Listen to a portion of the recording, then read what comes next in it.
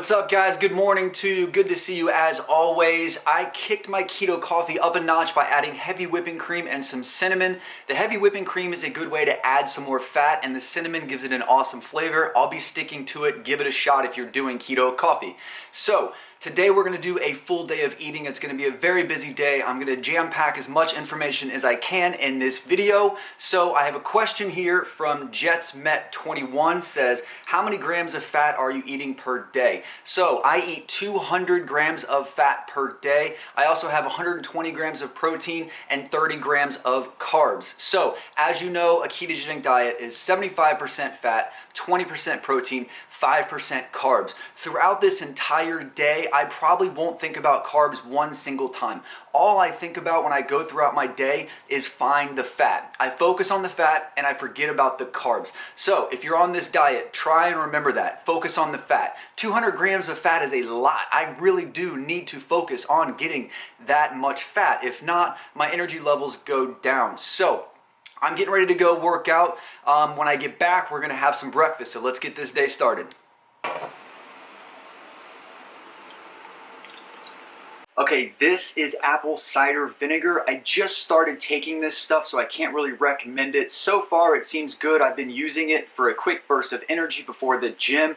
If you just type in apple cider vinegar benefits in Google, literally there's like 20 or 30. I thought coconut oil had the most benefits, but apple cider vinegar, if all of them are true, have some pretty amazing benefits. So the problem is it tastes like absolute crap. It tastes like stinky feet mixed with vinegar.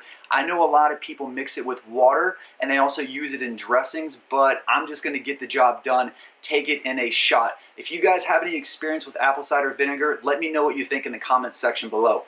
Cheers.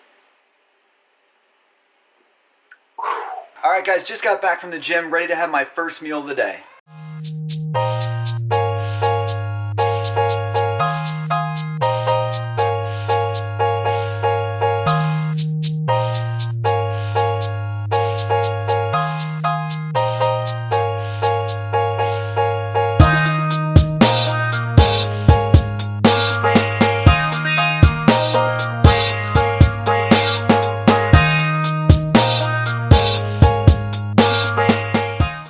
For breakfast, we're having 3 whole eggs topped with goat cheese. We have 3 sausage links and half an avocado. I absolutely love eggs. I eat 3 to 4 every single day. You can cook your eggs any way you want. You can scramble them, you can fry them, you can make omelets, you can have hard-boiled eggs, but definitely eat eggs. They're very good for you on a ketogenic diet. When it comes to sausages, make sure you buy the highest quality sausage you can and check for hidden carbs. You don't want to be buying sausage that has maple flavorings or anything else like that. All right, got a few workout related questions here real quick. Don Walker asks, did you ever experience a loss in strength when first adapting to keto? The short answer is yes. It did not last very long and I didn't really let it affect me mentally because I kind of knew it was coming as my body was going through so many changes. It eventually came back. Your body will get more adapted and it will be better at preserving and using glycogen, so it doesn't last a long time. So if you're experiencing a loss in strength, don't panic, it will come back. The other thing I really noticed was an increase in endurance almost immediately, meaning I was never really out of breath after a heavy, hard set. In between supersets, it really wasn't phasing me at all.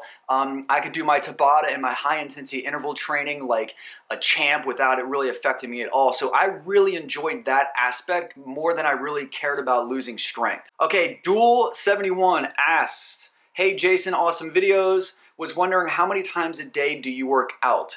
Okay, so I work out 1 time per day, usually between an hour and an hour and a half. Currently, I train between 4 and 5 at the absolute most times per week. I used to be one of those guys that trained 6-7 days a week. Finally, I got smart, gave my body rest, and I actually found my improvements were dramatically increased with the additional rest days. I train basically, I lift weights. On some days I do high intensity interval training, and then usually 3-4 times a week at the end of a strength training exercise, I will utilize Tabata.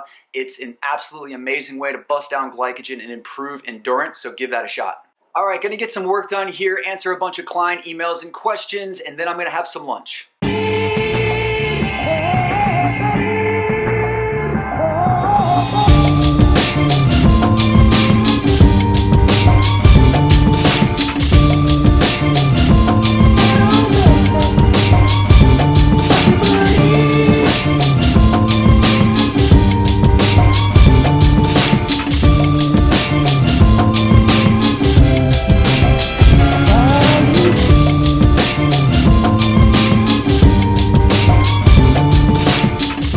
Super quick and easy lunch here, guys. We have a taco salad. I took a bed of lettuce and put grass-fed ground beef on top. I then sprinkled some cheese and added some sour cream and salsa. The grass-fed ground beef you see here is from a company called Anderson Reserve. They're a very high-quality meat producer in Denver, Colorado. They individually seal and overnight deliver meat. So if you're interested in trying their products, there's a link with a discount below. All right, back at my desk, ready to crank out a few more hours of work. I always have salted sunflower seed kernels with me. This is an extremely convenient and very tasty snack. These are packed with tons of vitamins and essential fatty acids, so definitely add these to your day.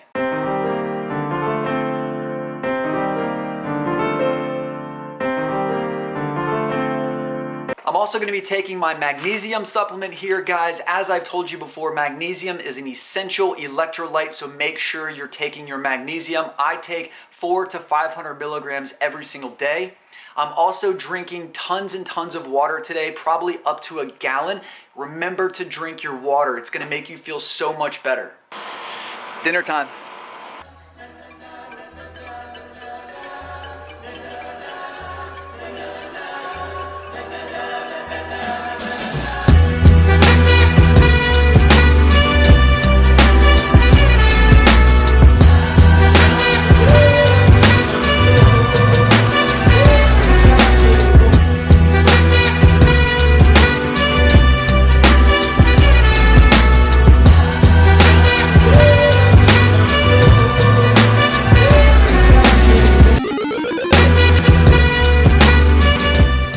Okay, for dinner we're having a steak kebab with mushrooms, red bell peppers, and onions. We have a side of uncured bacon, and we're also having a whole avocado. Now, when it comes to red bell peppers and onions, they're a little bit higher glycemic than most other vegetables, meaning they impact your blood sugar more than something like broccoli, spinach, or kale. They personally do not affect me. They do not knock me out of ketosis, but I advise you use them in moderation. Also, when it comes to bacon, if you can find uncured bacon, that is best.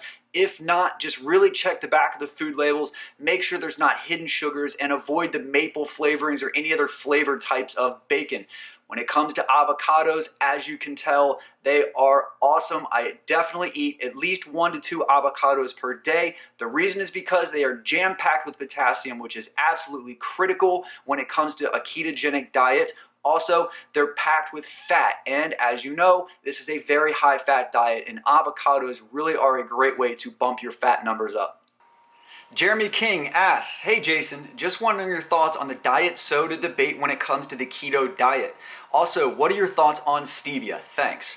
Good question. You're right, this is a huge debate. Some studies show that artificial sweeteners, diet soda, doesn't raise blood sugar, doesn't cause your body to secrete insulin. I can only share my personal experience and my personal thoughts on these two topics. When it comes to diet soda, I stay away from it at all cost. I'm not really sure if it knocks me out of ketosis because I just don't drink the stuff. I would highly advise you to avoid diet soda. It's too good to be true, right? And it's just filled with so much crap. In my opinion, it's like poison. And just because it says diet, don't get misled by the marketing tactics of these big companies. Stay away from it if possible. If you have to have it, just maybe have 1 can every other day, or kind of when you feel like treating yourself, but I would not use it on a daily basis. Also, when it comes to stevia, artificial sweeteners, I kind of have the same opinion. I make the most effort to stay away from them. During the first few weeks, especially as I was adapting, I avoided them like the plague. Now I will use stevia, things like Truvia and stuff in my fat bomb recipes, but I don't add it to my coffee. I'm not adding it to any other drinks or anything like that. It's just important not to be dependent on artificial sweeteners, okay? Maybe it doesn't raise your blood sugar or spike insulin, but I feel like it still does kind of keep you dependent on sweetness and carbs.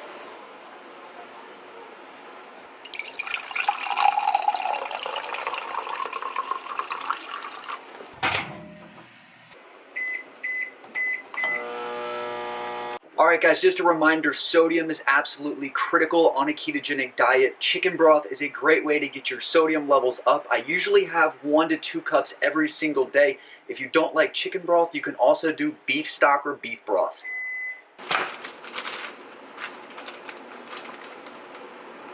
Alright guys, so I'm going to have a quick snack here before I go to bed. I'm going to have one of my fat bombs. If you haven't seen my fat bomb recipe, make sure you watch that video. I'm also going to have a few macadamia nuts and peanut butter. That wraps up this full day of eating video. I hope you got a lot of knowledge and information from it. I'll be doing more videos like this in the future. Just to cap on this day, I went over on my fat macros by about 10 grams, but I'm cool with that because I'd rather go slightly over my fat limit than slightly under. Remember, fat is fuel. It also does not spike insulin, so I'm all good. I went under on my protein requirement. That is also good. I'd rather go under on my protein than over on my protein. Also, I know there's a lot of you out there that are super concerned with the low protein numbers and whether you can build muscle and things like that. I was super concerned about it as well when I first started this diet over a year ago. I can personally tell you, I have not lost any muscle mass whatsoever. I've actually gained lean muscle mass.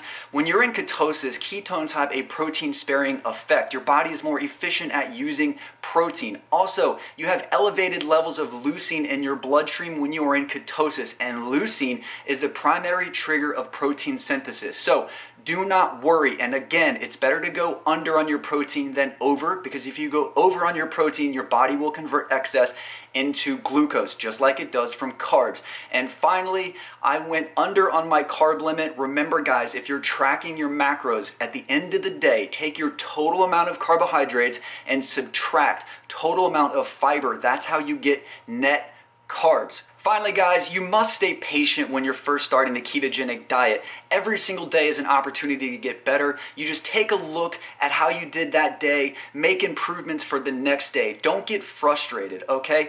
The other thing is, when I first started this diet almost a year ago, I ate almost the same things every single day. I found a meal plan that worked for me, that fit my macros, and I stuck with it. I just controlled the variables of the experiment. After I got adapted, after I felt confident, I took the training wheels off. I was more creative with my meals. I stopped tracking my macros, things like that. You will get yourself to that point, guys. Knowledge is power. So just make sure that you go out, you find as much knowledge, you do what works for you, and I promise you, you will be successful, guys. Keep up the good work and much love.